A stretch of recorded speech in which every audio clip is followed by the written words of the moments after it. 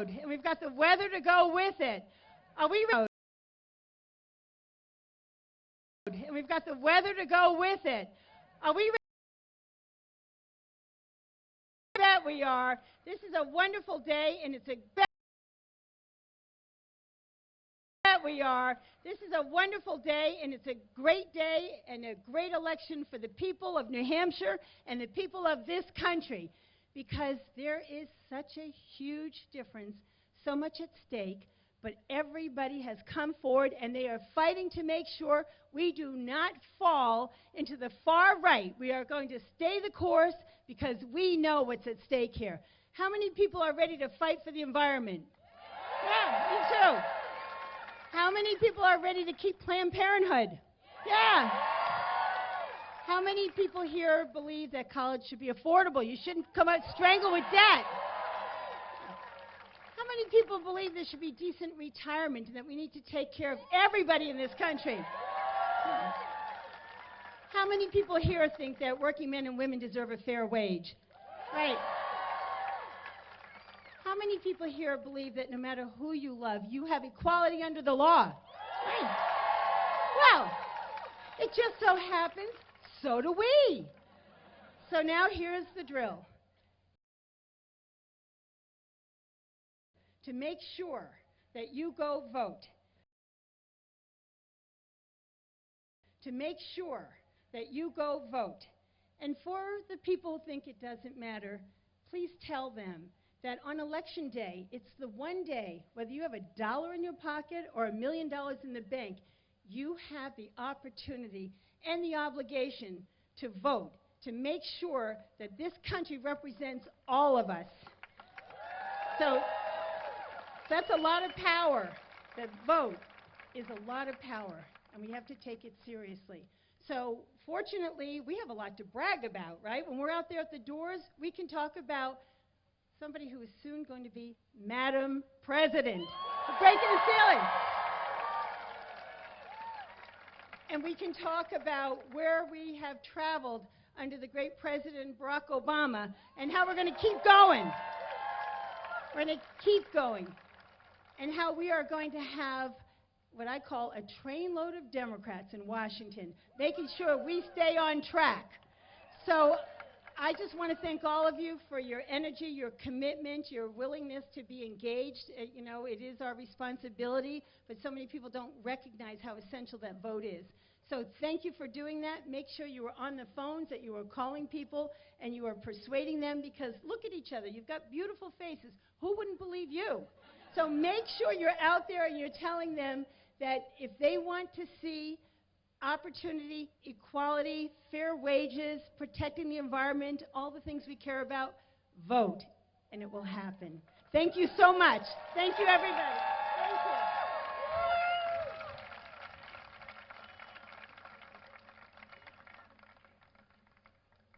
Ladies and gentlemen, please welcome Executive Councilor Colin van Ostern to the stage.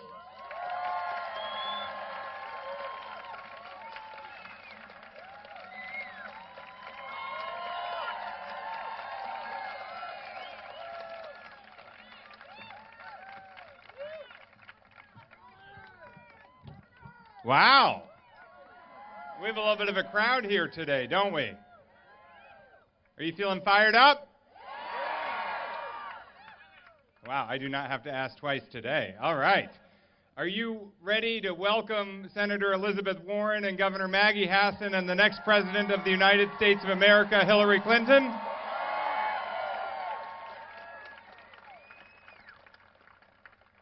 You know, I am so proud to be here with these words, stronger together, which is really what our campaign is about.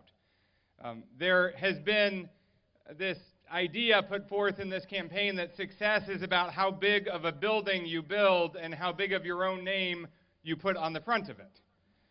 But I know, we know, that success is about what you do to help others succeed, to help your family and your community and your state and your country. See, that is a lesson that I've taken very personally. I left a great job not too far from here at Stonyfield Yogurt, a great New Hampshire company. And 3 years ago, I helped launch a new nonprofit college called College for America at Southern New Hampshire University. It was dedicated to the idea of helping students get a degree with no debt. You see, this was personal to me. I was raised by a single mom. When I went to college, I had 2 part-time jobs, a lot of student loans, ran out of student loans, and put $30,000 in tuition on a credit card before I graduated. And I heard about a college dedicated to the idea of helping students achieve a degree without debt. 3 years ago when I started, we had a dozen employees, no paying students yet, and a promising pilot project. This past year, we have enrolled 4,600 new students. That's as many as UNH and Dartmouth combined. 71% are the first in their family to go to college, and most are getting a degree with no debt at all. We can do this. You know, when I think about what success is, I think about one of our first graduates, a woman I met named Michelle. And when Michelle graduated from high school, when she was about 19 years old, her husband at the time told her she was not college material. To help provide for her family, and to help provide for her family, and 2 high school graduations and 1 divorce later, Michelle went back to school. She earned her associate's degree, one of our first graduates at College for America, with no debt at all. She has been promoted twice at work. She is on her way to earning her bachelor's degree right now in her late 40s. There is nothing as rewarding in politics as seeing Michelle get ahead in her life and her career. That's, to me, what the words "stronger together" are really about.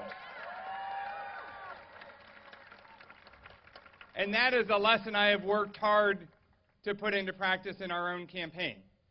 You know, I know that it is not enough just to elect a great candidate who stood with strength and determination and class and dignity in 3 debates against the most anti-woman candidate that we've seen running for president in our lifetimes.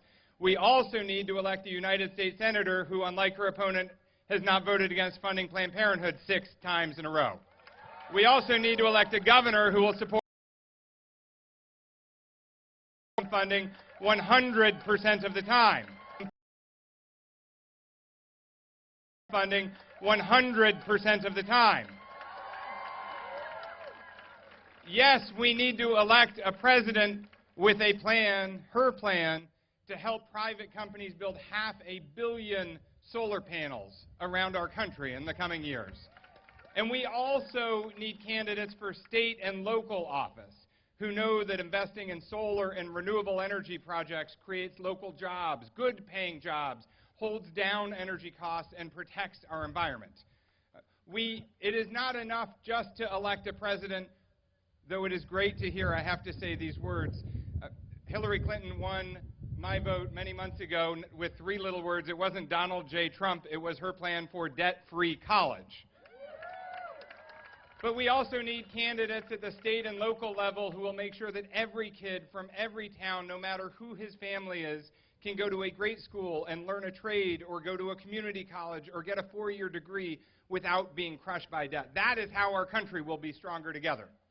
So we have 15 days to go. And now, if this campaign has been any indication, it might be a rocky 15 days, let's be honest. But I know how much work is ahead of us, and I know how important that work is. So for those next 15 days, when you hear hate, you sign up to volunteer. When you hear racism, you make sure that you get someone registered to vote. When you hear sexism, you do 1 more shift at the doors going door to door in your neighborhood. If you do, stronger together will not be the motto of a campaign. It will once again be a motto for our country. And that's what will be, stronger together.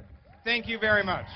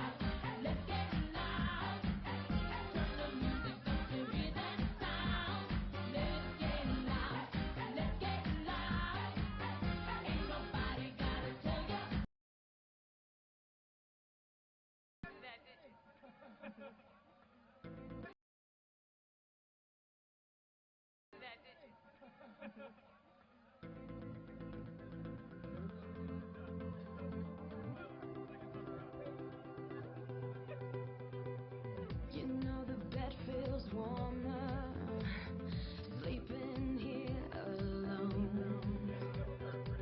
You know I dream in color and do the things I want. You think you got the best of me, think you've had the last laugh, bet you think that everything good is gone. Think you left me broken down, think that I'll come running back. Baby, you don't know me 'cause you're dead wrong. What doesn't kill you makes you stronger. Stand a little taller. Doesn't mean I'm lonely when I'm alone. What doesn't kill you makes you brighter. What's that fever lighter? Doesn't mean I'm over 'cause you're gone. What doesn't kill you makes you stronger. Just me, myself, and I. What doesn't kill you makes you stronger. Stand a little taller. Doesn't mean I'm lonely when I'm alone. You heard that I was starting over with someone new. They told you I was moving on over you. You didn't think that I'd come back swinging. You tried to break me, but you see what doesn't kill you makes you stronger. Stand a little taller. Doesn't mean I'm lonely when I'm alone. What doesn't kill you makes you brighter. What's that fever lighter? Doesn't mean I'm over 'cause you're gone. What doesn't kill you makes you stronger, stronger. Just me, myself, and I. What doesn't kill you makes you stronger. Stand a little taller. Doesn't mean I'm lonely when I'm alone. You, I got a new thing started. You, I got a new thing started. Ladies and gentlemen, please welcome Governor Maggie Hassan, Senator Elizabeth Warren, and Hillary Clinton.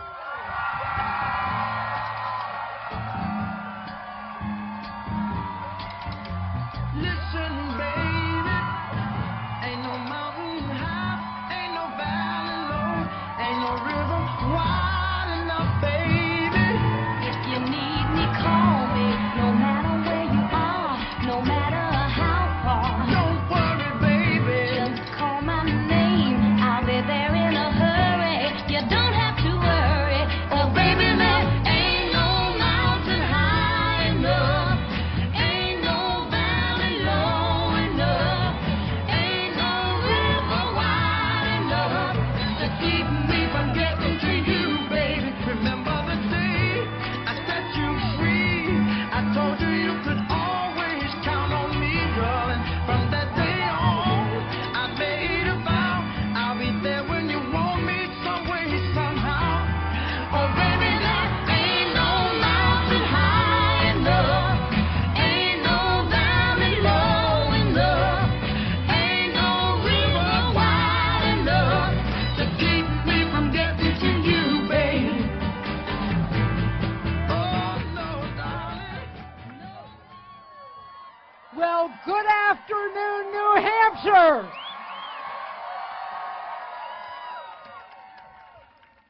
It is truly an honor to be here with all of you and to welcome back to New Hampshire Senator Elizabeth Warren and Secretary Hillary Clinton.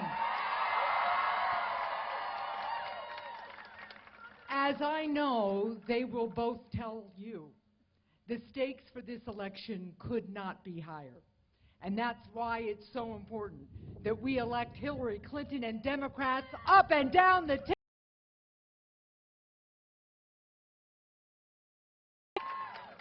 Hillary is fighting for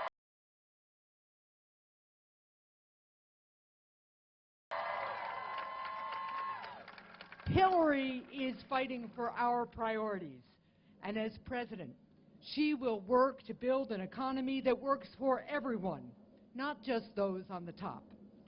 Here in New Hampshire, we've shown that it's possible to work across party lines to get things done. We balanced 2 budgets without a sales or an income tax. We're taking a comprehensive, hands-on approach to our heroin and opioid crisis. We froze in-state tuition at our universities, and we lowered it at community colleges.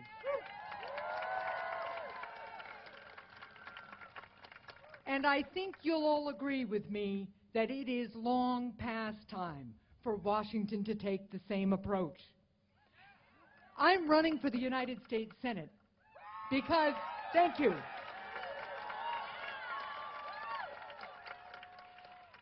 I'm running because I want to see a future where everyone who works hard has an opportunity to get ahead,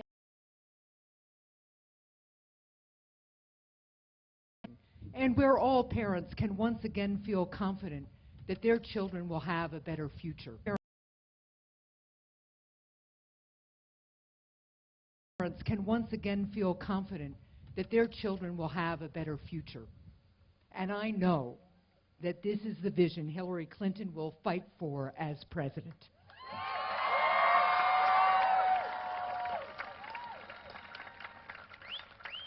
But this vision stands in stark contrast to what we've seen from Senator Ayotte in Washington. Throughout her time in Washington, Senator Ayotte has put her corporate special interest backers before the people of New Hampshire, including voting with the Koch brothers nearly 90% of the time in her first 4 years in office.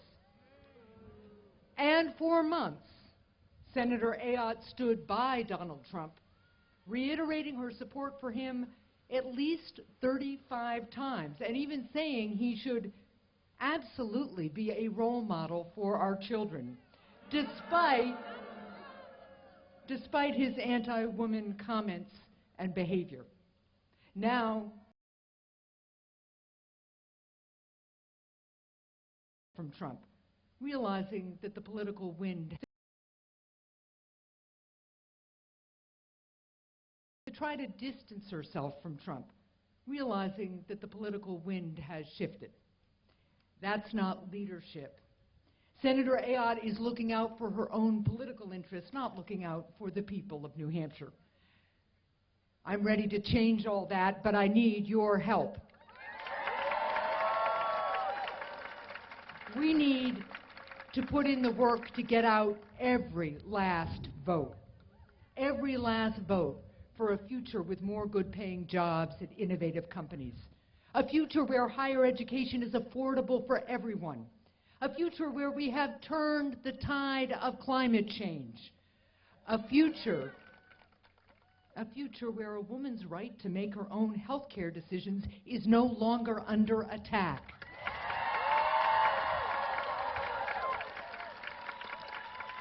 And a future where hard-working families finally come before corporate special interests in Washington. That's what this election is about. So I have to ask all of you, are you ready to do what it takes to win?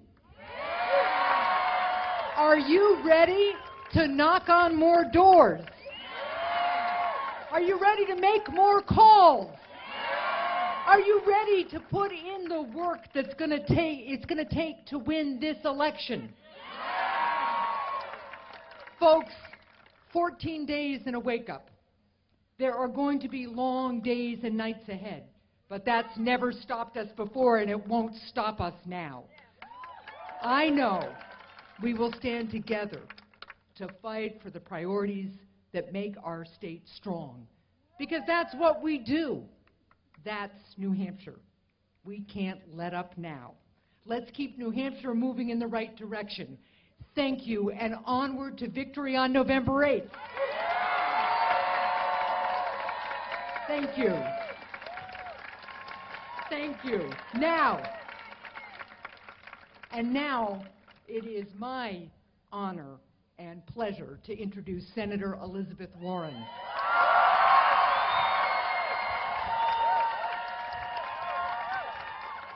Throughout her time in the United States Senate and long before, Senator Warren has been a true champion for America's middle-class families, from working to allow students to refinance their loans and make college more affordable, to protecting retirement security and strengthening consumer protections. Senator Warren is fighting to ensure that all Americans who work hard have the opportunity to get ahead and stay ahead. So please join me in a warm New Hampshire welcome for Senator Elizabeth Warren.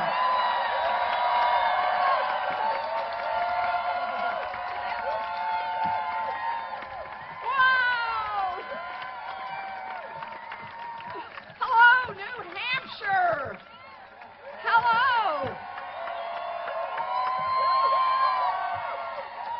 Oh, man, I love coming to New Hampshire. You know, this is like getting to hang out with your next-door neighbors. It's true, it's true. We've got Maura Healey and Catherine Clark here from Massachusetts, hanging out with our neighbors.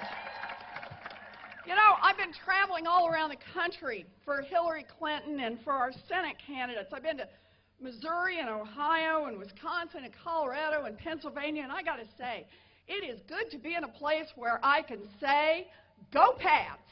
Go Pats. All right.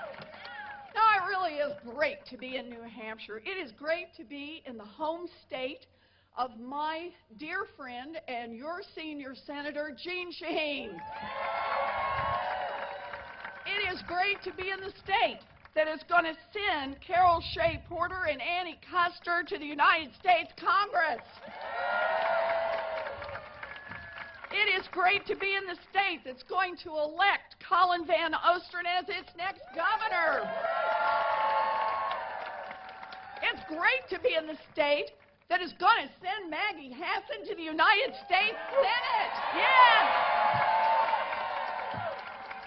Oh, and just one more. It is great to be in the state that's going to send Hillary Clinton to the White House. Yes!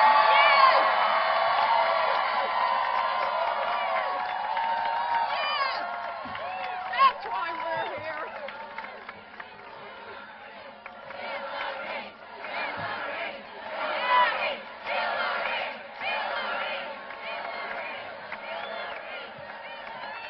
Okay, so I just want to be official here. I'm with her. Are you with her?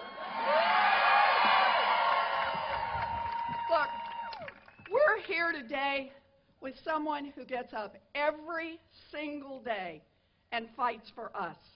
Someone who has spent her life fighting for children, spent her life fighting for women, spent her life fighting for families, fighting for health care, fighting for human rights, fighting for a level playing field, fighting for those who need us most. Hillary Clinton fights for us. It is now time for us to fight for Hillary.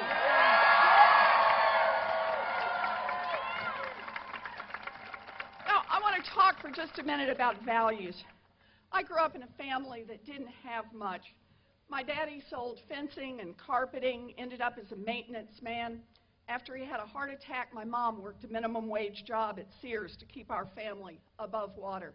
All three of my brothers went into the military. Me, I just wanted to be a teacher. All my life, I wanted to be a teacher. Can we hear it for America's teachers? Yeah. Now, I had the calling early on. I used to line up my dollies and teach school. It was tough being one of my dollies. I don't think you did your homework last night. It was tough. It was tough. My parents would have given me anything they could, but they just didn't have the money to be a teacher. Is that I ended up at a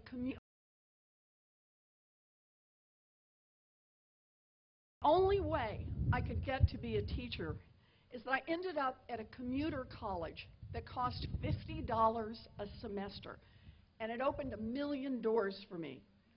The way I see it, I am the daughter of a maintenance man who ended up as a United States Senator. Hillary Clinton is the daughter of a factory worker, granddaughter of a factory worker. and she's going to be elected president. We believe in that America. That is the America we fight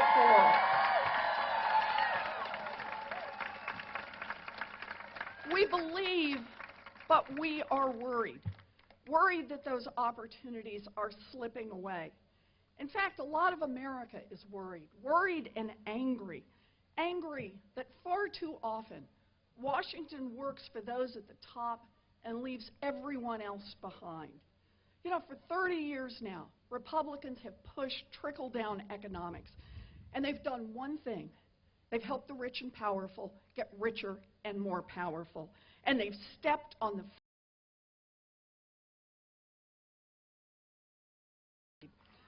You know, Donald Trump talks a big game of fighting chance to succeed. You know, Donald Trump talks a big game about how the game is rigged. Let's be clear. Donald Trump is right. The game is rigged. It's rigged for guys like Donald Trump. And I say it's time to fight back. Maggie says it's time to fight back. Hillary says it's time to fight back. Yeah. We start our fight right here on college campuses. Education builds opportunities, but not if people are getting crushed by student loan debt. Right now, it's a 1-2 punch, the high cost of college and the high cost of student loans. The federal government is making billions of dollars in profits off the backs of our students. It is obscene to make money off people who are trying to get an education. But I want to be clear on this. We know where Kelly Ayotte stands. She voted against refinancing your student loans. And Donald Trump, we know where he stands, too, on higher education. You know, colleges need more money to bring down the cost of tuition. His plan is to get rid of all federal student loans, abolish the whole Department of Education. I think his plan is to set up another fake university, cut out the middleman, and cheat the students directly himself. That's why we fight back. That's why we fight back. Look, college alone is reason enough to get out and vote. It is reason enough to get out and volunteer. Hillary and Maggie and I are determined to make debt-free college the law of this land. That's where we want to go. We are determined to refinance that $1.3 trillion in student loan debt. Yes. Help us do that.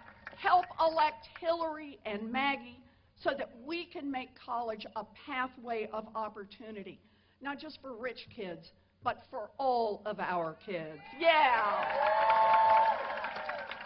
Look, we want to build an America that's going to work, but that ain't going to happen with Donald Trump. Donald Trump cheered on the 2008 financial crash so he could scoop up real estate on the cheap. He stiffed small business owners, plumbers and painters and construction workers when he built his casinos and golf courses. And Donald Trump aggressively disrespects more than half the human beings in this country. He thinks that because he has money, that he can call women fat pigs and bimbos. He thinks because he is a celebrity that he can rate women's bodies from 1 to 10. He thinks that because he has a mouthful of Tic Tacs that he can force himself on any woman within groping distance. Well, I got news for you, Donald Trump. Women have had it with guys like you.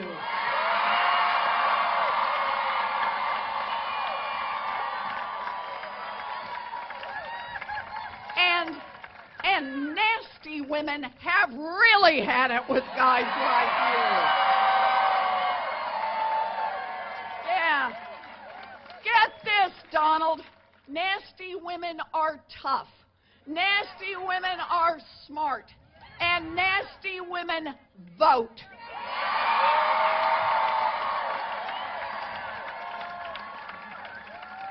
And on November 8th, we nasty women are going to march our nasty feet to cast our nasty votes to get you out of our lives forever.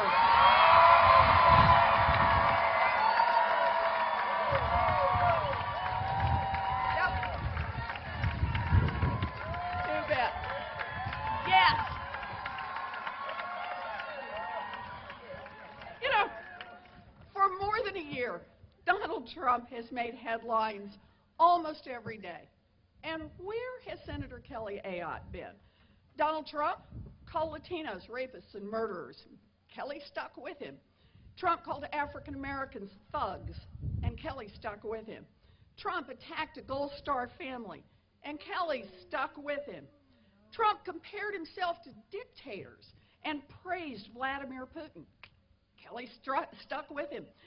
Trump even attacked Kelly Ayotte and called her weak. And Kelly stuck with him. You know, during a debate a couple of weeks ago, when she called Donald Trump a role model for kids, you want to say, you just can't believe this. But now, Donald Trump's not doing so well, and Kelly is running as fast as she can away from him. Well, I will say one thing. Donald Trump sure has made Kelly Ayotte dance. Day 1, she loves him. Day 2, she hates him. Day 3, she's back with him. Boy, spins round and round. But one of the things I love about the people from New Hampshire is that you value guts. You make the right decision, and then you stick with it. Donald Trump is right. Kelly is weak. And that's why a tough, smart fighter like your governor, Maggie Hassan, is going to win on November 8th.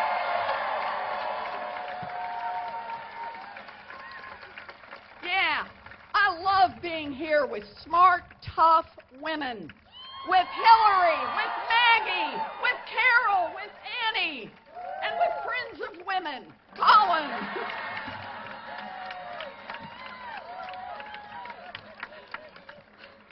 You know, just look at Hillary's history. She's been on the receiving end of one terrible right-wing attack after another for 25 years, but she has never backed down.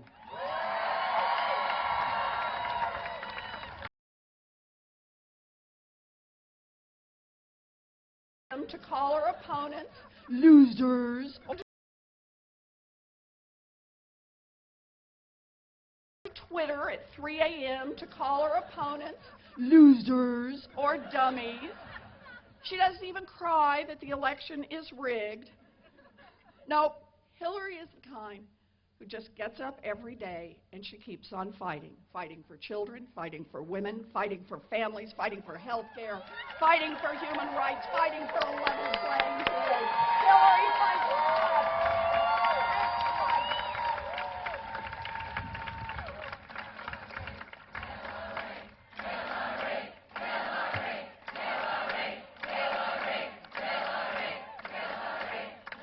All right, so we're with her.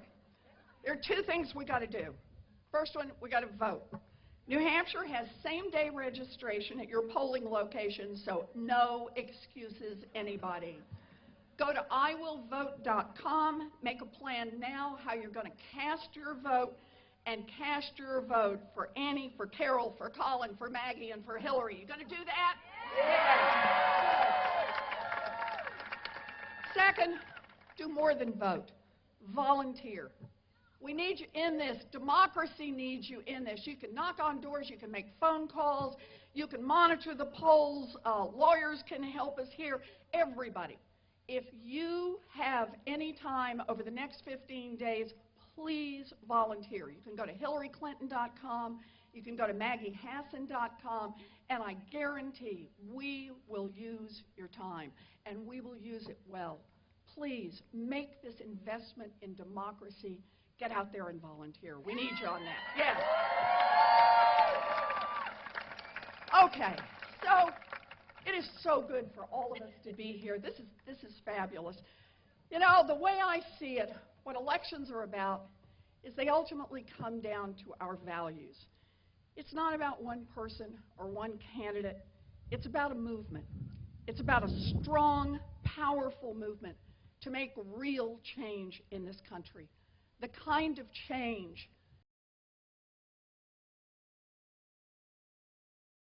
Let us remind ourselves why we get up. Since we're here together, let us remind ourselves why we get up in the morning, why we work hard all day, and why we're still working late at night. Because of what we believe. We believe that every person should be able to get a college education without getting crushed by student loan debt. And that means refinancing our student loans and debt-free college. Yes.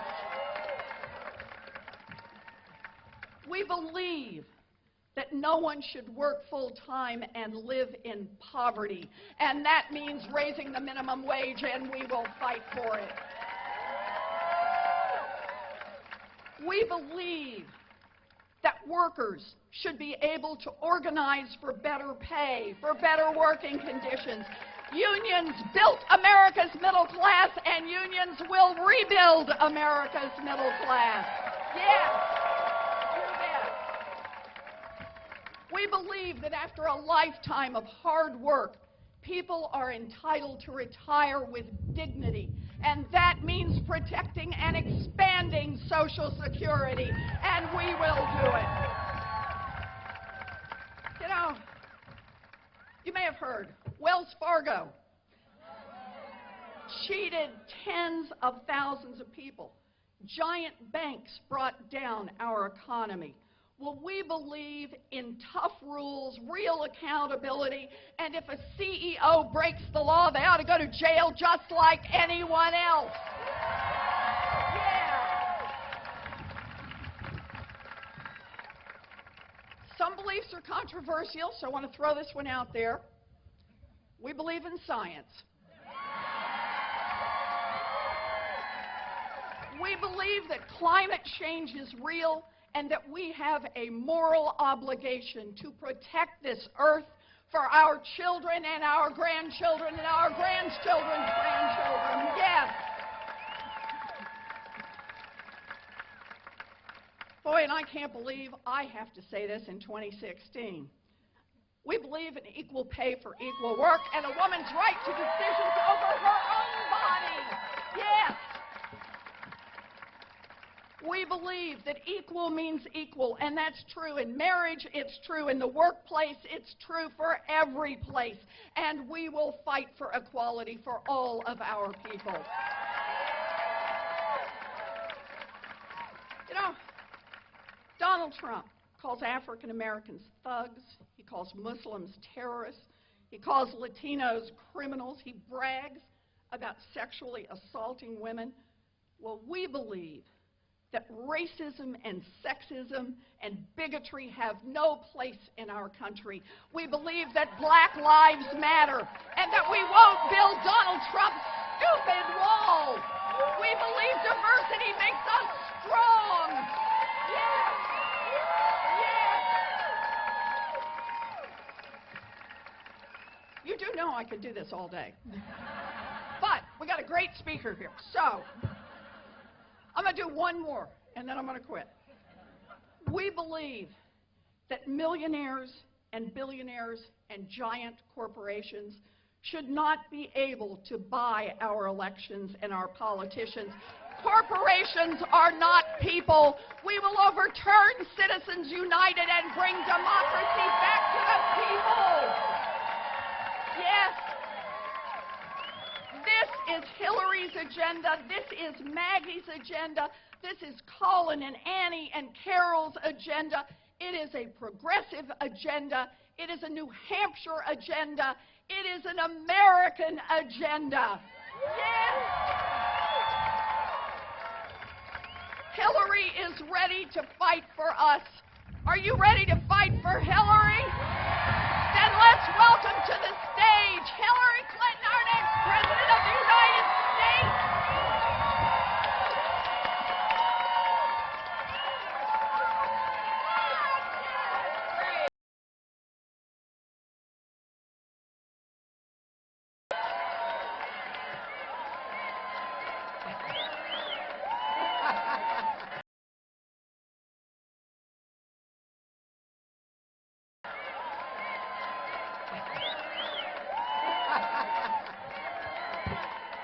you. Wow. Well, I don't know about you, but I could listen to Elizabeth go on all day. It is so great being here back in New Hampshire.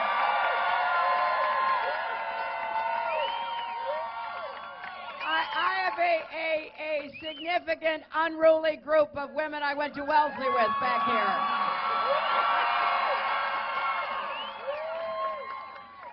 Oh, and it's wonderful to be on this college campus and to see so many young people here. As Maggie and Elizabeth and I were walking out to the stage, a lot of folks were hanging out of the windows, and we're glad that you've got the best view of what we're doing here.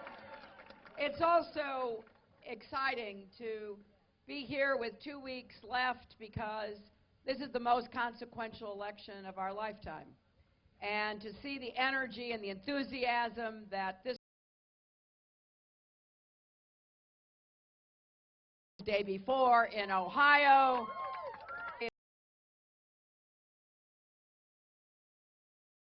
in North Carolina, I saw it the day before in Ohio. It really does demonstrate that Americans are looking at what's at stake and are coming to the conclusion that we all have to be involved in the remaining days of the campaign, and then everyone needs to turn out to vote. And here in New Hampshire, you have a lot of reasons to vote. You've got great candidates for the Congress, Annie Custer and Carol Shea Porter, who deserve your support. And you've got a great candidate for governor, Colin van Ostern. Thank you. I know that, Maggie and Elizabeth and I have been out here giving the full dose, but I hope you will also make sure people know what's at stake in the governor's race and in sending these two extraordinary women to the House. And boy, it is exciting to be here with Maggie. For you every single day. I know both people who fight for you every single day. I know both of these women, and it is a privilege to be on this stage with them. Now, Elizabeth Warren has a track record of making it her mission to stand up against Wall Street.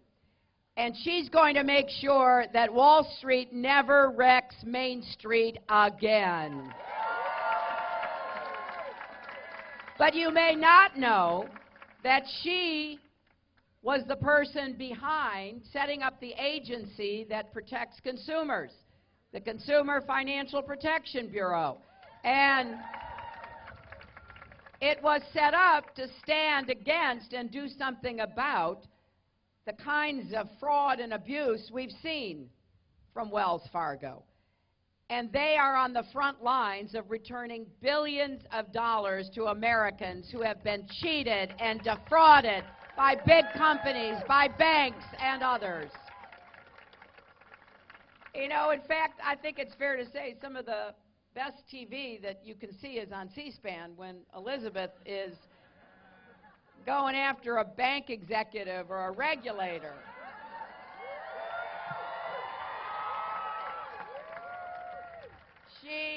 She's refusing to let them off the hook. And she's not just speaking for herself, is she? She is speaking for every single American who is frustrated and fed up. And I am so looking forward to working with her to rewrite the rules of our economy, to make sure we both grow it and make it fairer for every single person working hard here in America. I don't know, we're up here without our phones, so, we can't check tweets, but I kind of expect if Donald heard what she just said, he's tweeting away. She gets under his thin skin like nobody else.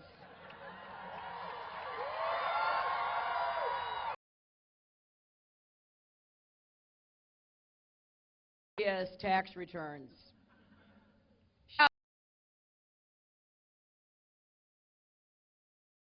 about his mysterious tax returns. She exposes him for what he is, temperamentally unfit and totally unqualified to be President of the United States.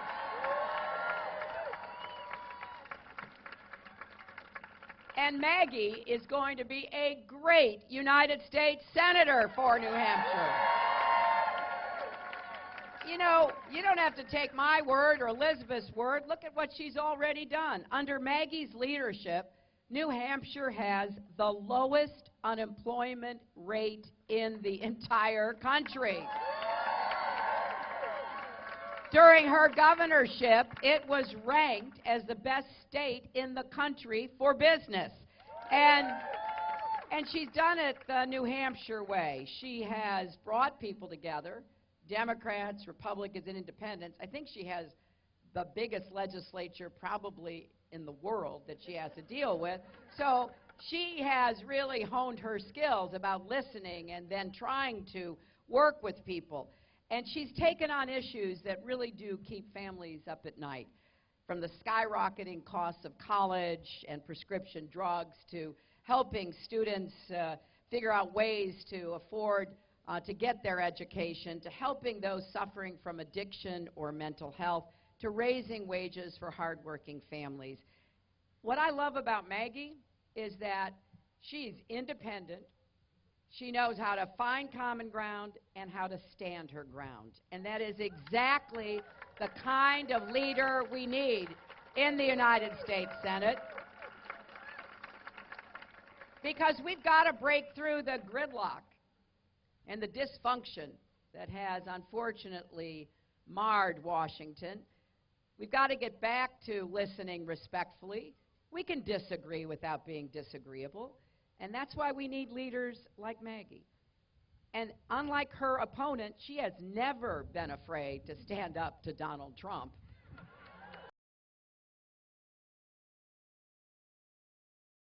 Model for our kids or for anybody else for that matter. She knows he shouldn't be a role model for our kids or for anybody else for that matter. So I hope in these next 14 days you do everything you can to support her. And I want to say a word about Colin, who I've also known for a number of years now. And Maggie's leaving some big shoes. She doesn't look like it, but she is. She's leaving some big shoes to fill as governor. And Colin is the person for that job. You know, as a member of the Executive Council, and I remember this because it took a lot of guts, he helped lead the fight to protect funding for Planned Parenthood in New Hampshire. Against his opponent, by the way. And he has shown that he will stand up for women's health 100% of the time, not just when it's politically convenient. He also worked with Maggie to cross party lines to help expand Medicaid to more than 50,000 Granite Staters. And Colin wants down energy costs to create more good jobs here and solar, to hold down energy costs to create more good jobs here in New Hampshire and to protect the beautiful environment of this state. And he will fight to put into action the promise of higher education within reach for more families. So please, during these next days, make sure you're doing everything you can for Colin, for Carol, and for Annie. Now, did anybody see the last debate? You know, I stood next to Donald Trump in 3 debates for 4.5 hours, proving once again I have the stamina to be president.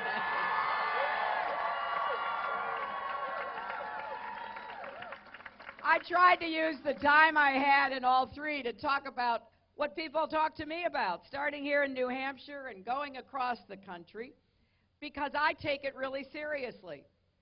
I think the problems that keep you up at night, that stand in the way of your getting ahead and staying ahead, of providing the best opportunity of a good middle-class job with a rising income for you and your kids.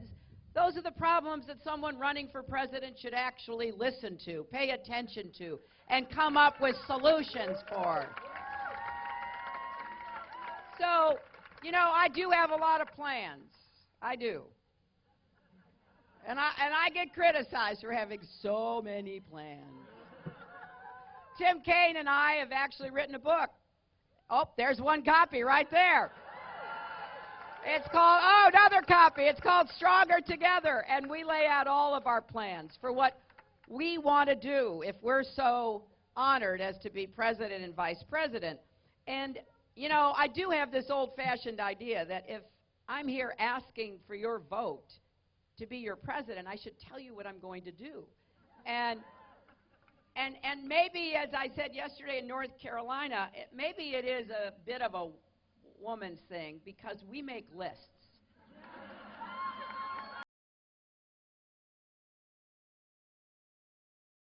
We're supposed to do and then cross them off as we go through. Try to write down what we're supposed to do and then cross them off as we go through the day and the week.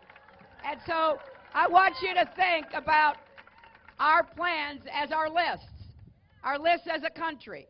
We are going to get the economy working for everybody, not just those at the top. We are going to make college affordable. We are going to lower prescription drug costs, and we're going to do everything we can to keep faith with what we have said we're going to do. What a novel idea. We're actually going to try to deliver results for you.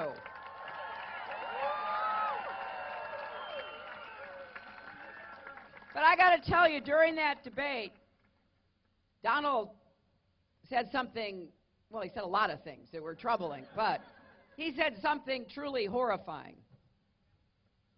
He became the first person running for president, Republican or Democrat, who refused to say that he would respect the results of this election. Now, that is a direct threat to our democracy. I'm not going to try to call it anything else because that's what it is.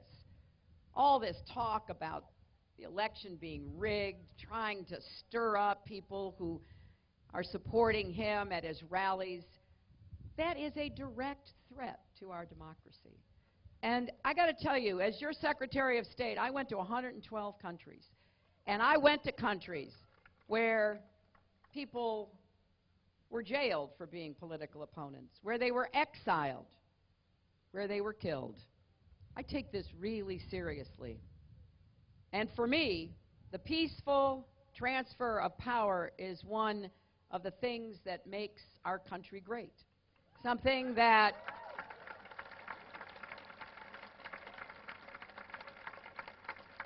we can't lose, something we shouldn't even doubt. We cannot give in to cynicism, and I don't think we are.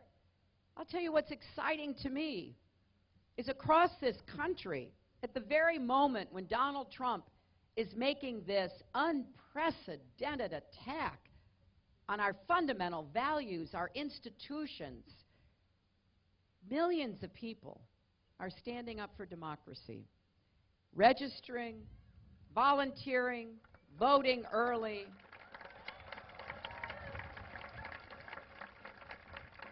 So when you get a little discouraged or you get frustrated by what you see in this campaign, think of this. We have just reached a historic milestone. More than 200 million Americans are now registered to vote.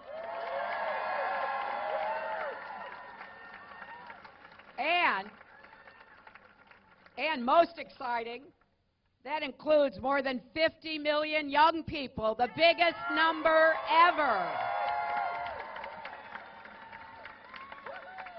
Now, you only see numbers like this when people are standing up for what they believe in. Republicans, independents, to reject hate and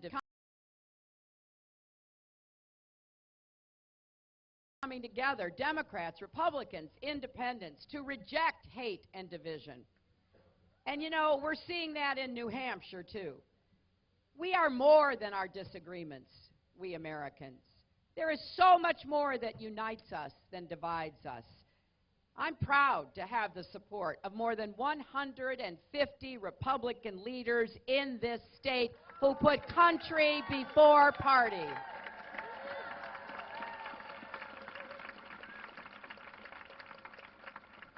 But this energy we're seeing is not just because of what we're against, as important as that is. It's because what we're for. It's about fighting for a future where everyone counts, where everyone has a place, and no one is left out or left behind. Because to me, and I hope to you as well, this is about more than winning an election. It's about the kind of country we want for our kids and our grandkids. That's what this has to be about. It's about the lessons we want to pass on to our sons and our daughters. You know, we believe we should honor the men and women who fight for our country, and that America is safer when we work with our allies to lead the world with strength and intelligence. Yet my opponent attacked a grieving Gold Star family whose son died in Iraq. He has no plan to defeat ISIS. And just last night, he tweeted that the new effort underway to push the terrorists out of the key city of Mosul is already, and I quote, a total disaster, and that our country is, quote, looking so dumb. Imagine. You know, this is a guy who says he knows more about ISIS than the generals. I don't think so. He's basically declaring defeat before the battle has even started. He's proving to the world what it means to have an unqualified commander-in-chief. It's not only wrong, it's dangerous, and it needs to be repudiated on November the 8th here in New Hampshire and across America.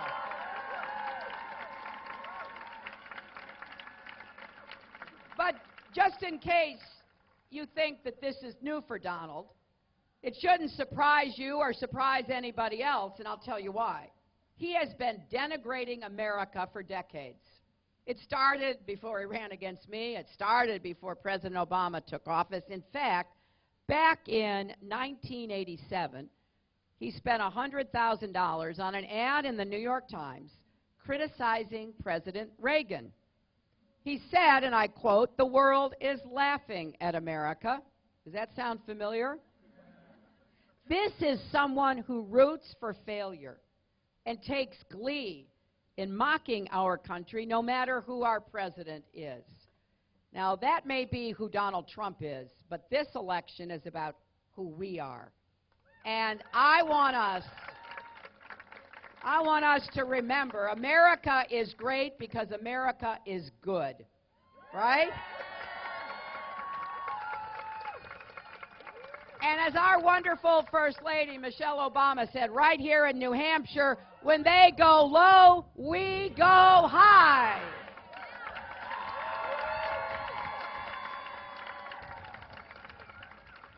This election poses a very clear choice on the economy. When the middle class thrives, America thrives.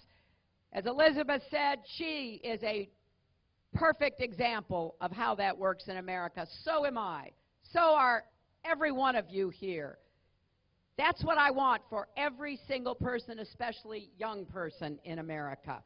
With your help, we're going to not only have Elizabeth back in the Senate, but send Maggie, send Carol, send Annie, and then make the biggest investment in new jobs since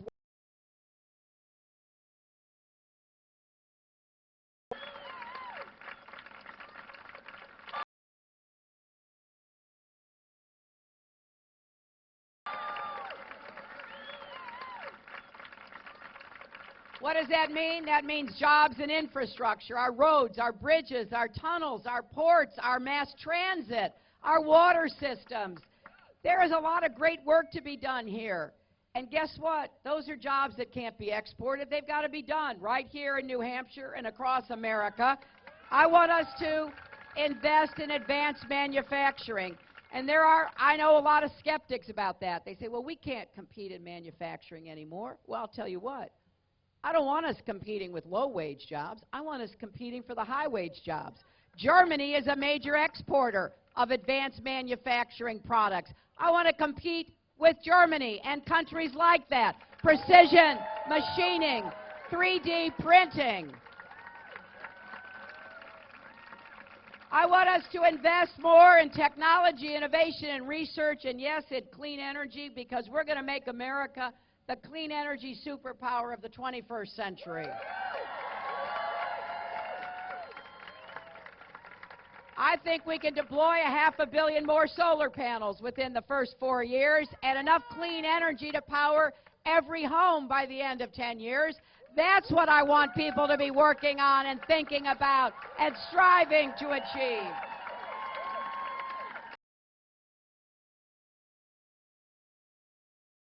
Make sure every young American is prepared. Excited about what we can do to make sure every young American is prepared. I want to start in the early years of life, in early education, universal pre-K. I want kids to be prepared to succeed because we are in a competition. And you know what? I want us to step up and compete and win. And I want our schools, I want kids to have good teachers and good schools in every zip code, and I want to be a good partner with our teachers and our educators here in New Hampshire.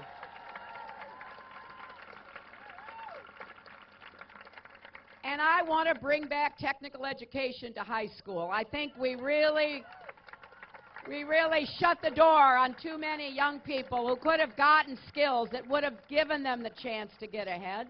And working with our community colleges, we need to make sure that every young person and every person coming back to upgrade or change skills can go to a community college. And yes, we are going to make four-year college affordable. You know, just this week, a new report came out showing that New Hampshire students have very high levels of debt. And I know Maggie has been fighting that. And she's had a moratorium, and she's done what she could at the state level. But we got to work together at the national level to make this happen for students in New Hampshire, families in New Hampshire. So after our primary was over, and you know what? I was really proud. I was really proud of the campaign that Bernie Sanders and I ran. And it was a campaign. It was a campaign about ideas, not insults. And that's what campaigns should do.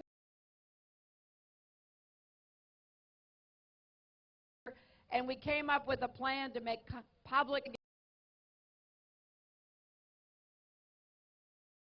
together. We put our heads together, and we came up with a plan to make public colleges and universities tuition-free for any families making less than $125,000 a year.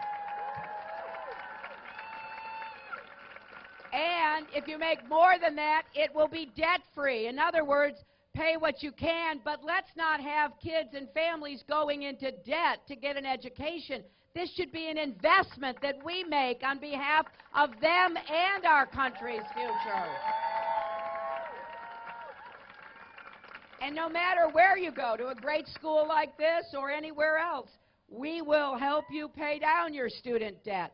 We'll make it easier because we're going to make it as a percentage of your income. So you're never on the hook for more than you can afford. And if you're interested to see how much you and your family could save, you can actually go to HillaryClinton.com/calculator to see how much you can save under this plan that we are proposing.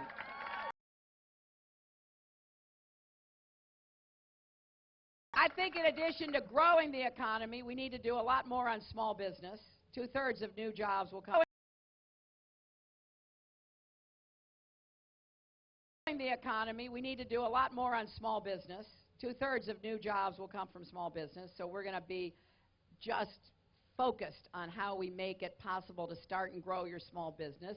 And then we do have to make the economy fair, and that starts with raising the national minimum wage, because if you work full-time, I'm talking about full-time workers, you shouldn't still be in poverty at the end. Work should provide a ladder of opportunity for people willing to work for it to climb, right? And we are going to guarantee equal pay. We're going to make affordable child care so nobody pays more than 10% of your income for child care. We're going to work for paid family leave, because this is the way families are today. You know, we're not living in the 1950s. Families are under new stresses and strains. And I meet so many who are really just at the edge. They're making all they can make, one parent working full-time, two parents working full-time, sometimes part-time on top of full-time. And the other day, Tim Kaine and I were in Pittsburgh, and there was a long line of people, a big overflow, which, you know, we couldn't get into the main room where we were.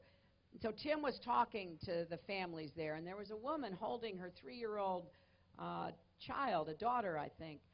And, you know, Tim was shaking hands, and the woman looked, she said, I came here hoping I could tell you or Secretary Clinton that I had my baby 3 years ago, and the day after I had my baby, I was fired, because I called and asked if I could have a few weeks, because it had been a difficult pregnancy, and my baby was fine, but not all that she needed to be. I got fired.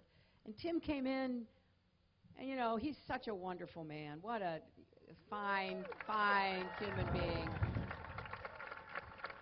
And he said to me, you know, there are reasons every day why I get so motivated in this election, and I just have another reason. And he told me that story. I think your president should care about that. I think your president should wake up every day thinking, okay, how do I help empower people to make the most out of their own lives? You know, how do I knock down the barriers that give you the chance to go as far as your hard work and talent will take you? And then sometimes people say, well, how are you going to get all this done? And I have proposed plans that do not add a penny to the debt, because I see some of my longtime friends who were back in the '92 campaign, and, you know, when my husband ended up, we had a balanced budget and a surplus. And actually, we were on the way to paying down the national debt, but here's what happened. What happened is trickle-down economics came back. So here's what I'm going to do. We're going to ask the wealthy to finally pay their fair share. We're going to close the loopholes. We're going to end the fact that millionaires can pay a lower tax rate than a nurse or a teacher or a police officer. We're going to make big banks pay for the risks they pose to our economy, because Elizabeth is absolutely right. No bank is too big to fail, and no one should be above the law. So we're going to enforce that, and contrast that with Donald Trump. He believes if you give trillions, and that's trillions with a T, in tax cuts to the wealthy millionaires, billionaires, and corporations, everything will work out. Well, it will for him. That's trickle-down economics on steroids. And he would wipe away the tough new rules that President Obama imposed on Wall Street. He would eliminate the Consumer Financial Protection Bureau that Elizabeth did so much to create. And, you know, that was bad enough. But then, in the debates, we learned he hasn't paid any income tax for years. So he hasn't paid a penny to support our military, our veterans, Pell Grants for kids to get an education, health, or $1 billion in a year.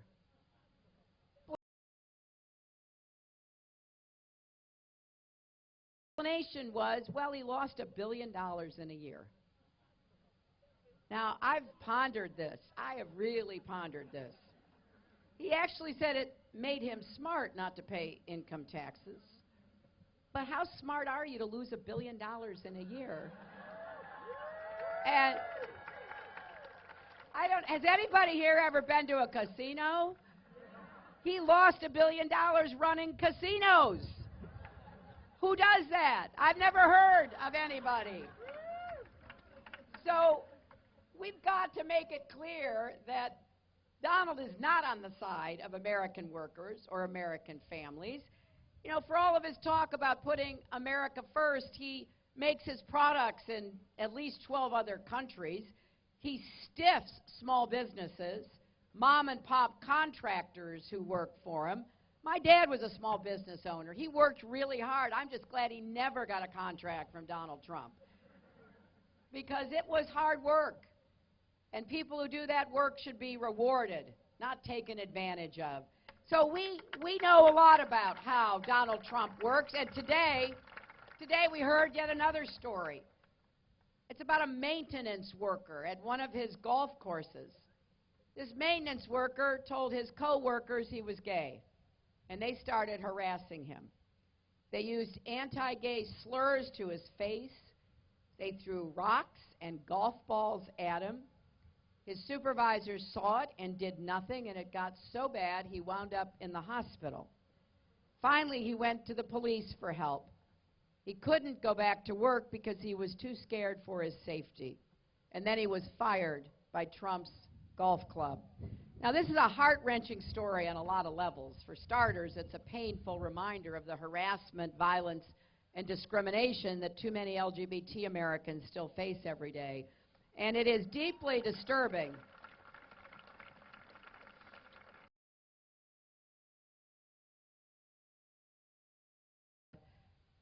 turned on the victim for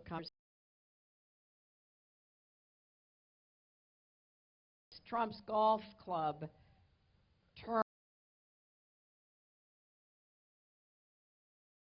runs his business. What does that say about if that's how Donald Trump runs his business, what does that say about how he would run our country? So, my friends, there are lots of reasons, so many, to take this election seriously. But here's what I want you to know. Of course, I want you to vote for all of us, but more than that, I want you to vote for yourselves and for your families and for your hope, for our future together. Because if you believe women and girls should be treated with dignity and respect, and that women should be able to make our own health care decisions, and that marriage equality should be protected, and that we have to take on the epidemic of substance abuse disorders and addiction, if you believe in a foreign policy where we work with our allies, not insult them, and achieve common goals toward peace and prosperity, then you have to vote. All of these issues are on the ballot this November. And I believe with all my heart that we will, after this election, get together to help heal the divides that have sprung up and are so painful among us. So please, register and vote on the same day. Go to iwillvote.com to confirm your polling place. Come help us these last 2 weeks. Go to hillaryclinton.com, sign up to volunteer, take out your phone, text JOIN, J-O-I-N, to 47246, and get everybody you know to come out and vote. I think this election is going to turn on who is motivated to vote. So we need each and every one of you to do everything you can to make it clear to everybody you know that our future is at stake. If you want to be part of a positive, optimistic, confident, unifying future, please come out and vote on November 8th here in New Hampshire and prove once and for all that love trumps hate. Thank you.